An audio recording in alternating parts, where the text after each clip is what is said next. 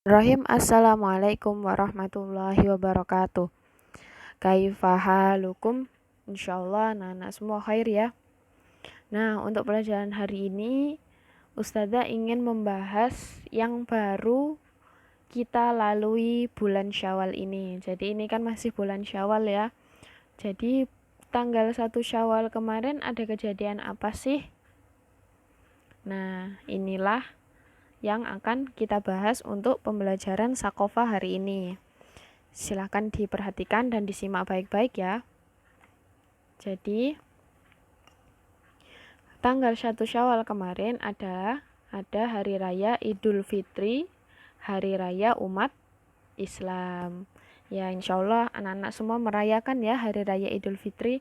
Ada yang sholat id di lapangan, kemudian ada yang apalagi sungkem ya, salam-salaman atau sungkem ke rumah nenek kayak gitu, sungkem sama om tante.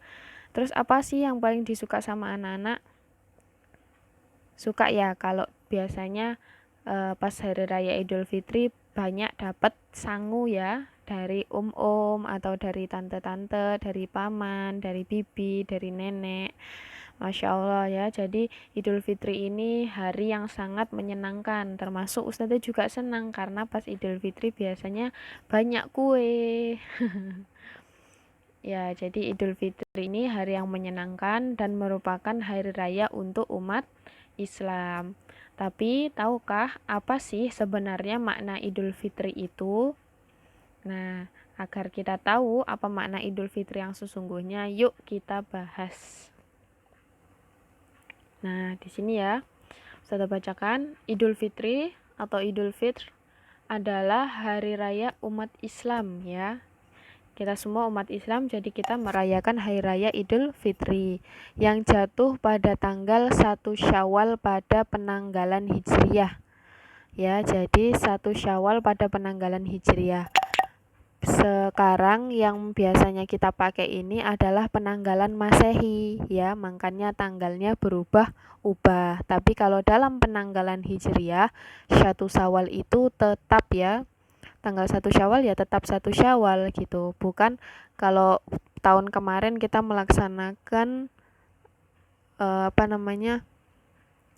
Idul Fitri bulan Juni. Tahun ini kita melaksanakannya pada bulan Mei. Lah, itu perbedaan yang terjadi karena kita menggunakan kalender Masehi, bukan kalender Hijriah. Tapi kalau menggunakan kalender Hijriah, 1 Syawal ya tetap 1 Syawal, tidak akan berubah-ubah seperti itu. Masih ingat kan ya bulan-bulan Hijriah ada Muharram, Safar, Rabiul Awal, Rabiul Tsani, dan seterusnya. Itulah kalender Hijriah. Jadi 1 Syawalnya itu menggunakan kalender Hijriah. Kemudian makna Idul Fitri yaitu Idul Fitri adalah hari di mana kita berbuka ya. Jadi pas Idul Fitri ini kan kita banyak ya yang menyiapkan makanan-makanan, apalagi umi ya, biasanya umi ibu kita itu biasanya sudah masak dari malam untuk keluarga, biar besok keluarga itu senang merayakan hari raya Idul Fitri sambil makan-makan gitu ya. Setelah 1 bulan berpuasa di bulan Ramadan. Jadi Idul Fitri ini hari kita berbuka setelah kita berpuasa 1 bulan di bulan Ramadan. Jadi saat hari Idul Fitri kita dilarang berpuasa. Jadi saat tanggal 1 Syawal ini ya, saat 1 Syawal itu kita dilarang untuk berpuasa. Karena apa? Karena kita harus merayakan hari raya dengan berbuka, tidak dengan berpuasa. Itulah makna Idul Fitri. Jadi itu hari kita berbuka setelah 1 bulan berpuasa. Kemudian amalan-amalan apa sih yang bisa kita lakukan saat Idul Fitri? Nah, di sini sudah ada 7 nomor yang menunjukkan amalan yang bisa kita lakukan saat Idul Fitri. Yang pertama yaitu sholat Idul Fitri. Insya Allah anak-anak sudah tahu ya, sudah pernah mengikuti semua. Sholat Idul Fitri itu jumlahnya 2 rakaat. Rakaat yang pertama takbirnya 7 kali. Rakaat yang kedua takbirnya 5 kali. Kemudian sholatnya ini biasanya dilakukan di mana? Di lapangan ya.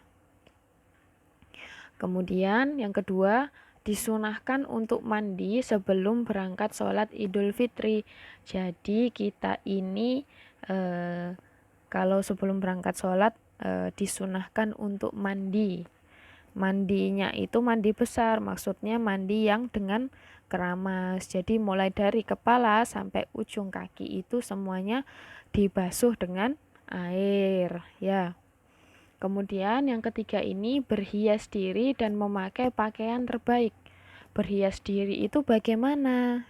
Maksudnya berhias diri itu menggunakan pakaian yang rapi, nggak seperti biasanya kalau kita di rumah ya, kalau kita di rumah atau kita pergi main, itu biasanya kita kan cuma pakai kaos, terus pakai celana pendek ya, biasanya yang laki-laki, kemudian yang perempuan mungkin tetap menggunakan gamis, tetap menggunakan himar, tetap menggunakan jawrob ya. Tapi mungkin bajunya kurang rapi karena tidak disetrika seperti itu ya.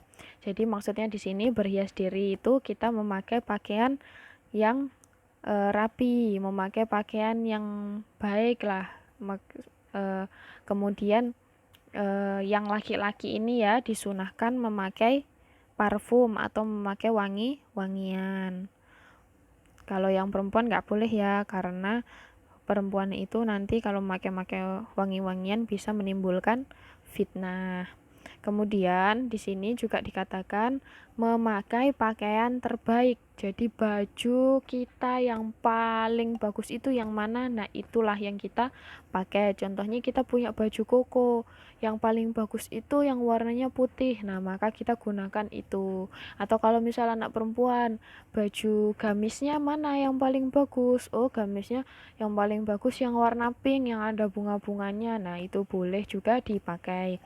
Jadi di sini sunahnya itu memakai pakaian terbaik ya, bukan memakai pakaian baru. Karena seringkali ya orang itu salah paham. Katanya kalau Idul Fitri harus pakai baju baru, padahal sunahnya adalah memakai pakaian terbaik yang kita miliki, bukan pakaian baru. Jadi nggak harus baru. Kalau memang mau pakai baju baru boleh, tapi kalau baju barunya tidak ada, tidak usah memaksakan ya, karena sunahnya adalah memakai pakaian terbaik. Kemudian yang keempat yaitu makan sebelum sholat Idul Fitri. Nah ini tadi ya, untuk merayakan Idul Fitri biasanya kita makan-makan. Nah sunahnya makan adalah sebelum sholat Idul Fitri. Jadi misal kalau berangkat sholat Idul Fitrinya jam setengah 6 misal, berarti jam 5 sudah sarapan, seperti itu ya. Kemudian yang 5 bertakbir dari rumah menuju tempat sholat. Nah ini ya, kita bertakbir biasanya disebut dengan takbiran ya.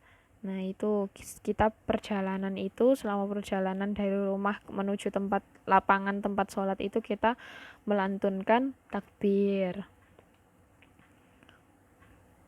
Kemudian yang keenam yaitu saling mengucapkan selamat atau tahniah. Selamat atau tahniah ini kita mengucapkan selamat Hari Raya Idul Fitri itu ya. Tapi kalau umat Islam itu dianjurkan mengucapkan bagaimana? Mengucapkan doa. Doanya bagaimana? Taqabbalallahu minna wa minkum. Semoga Allah menerima amalanku dan amalan kalian. Nah, itu jadi merupakan ucapan selamat Hari Raya Idul Fitri yang juga merupakan doa. Jadi sangat baik diucapkan dan itu merupakan sunnah Rasulullah. Jadi dulu Rasulullah ketika Hari Raya Idul Fitri juga mengucapkan taqabbalallahu minna wa minkum. Sudah mengucapkan itu kemarin. Ya, kalau belum mungkin bisa ya diucapkan sekarang karena sekarang masih dalam masa-masa Syawal ya. Kemudian yang terakhir yaitu pulang menggunakan jalan berbeda. Nah, biasanya kan jalannya banyak ya kalau yang di rumah itu. Contoh di rumah Ustazah juga ada 2 jalan yang bisa dilalui. Jadi kita berangkatnya itu nanti lewat jalan yang berbeda dengan saat pulang kayak gitu. Ya,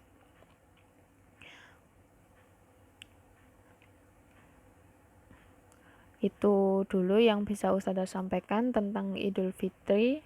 Ya, makna Idul Fitri karena Idul Fitri adalah hari raya umat Islam. Jadi anak-anak harus tahu ya apa sih Idul Fitri itu. Idul Fitri itu hari dimana kita berbuka. Terus kapan sih Idul Fitri itu dilaksanakan? Jangan sampai lupa pada tanggal 1 Syawal ya. Kemudian amalan-amalan yang dilakukan saat Idul Fitri itu ada apa saja?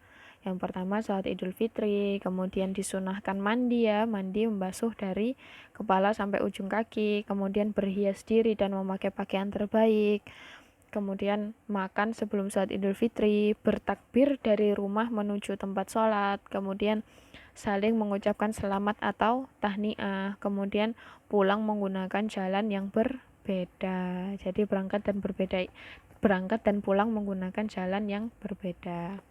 Nah, itu dulu dari Ustazah. Jazakumullahu khairan wal akhir. Wassalamualaikum warahmatullahi wabarakatuh.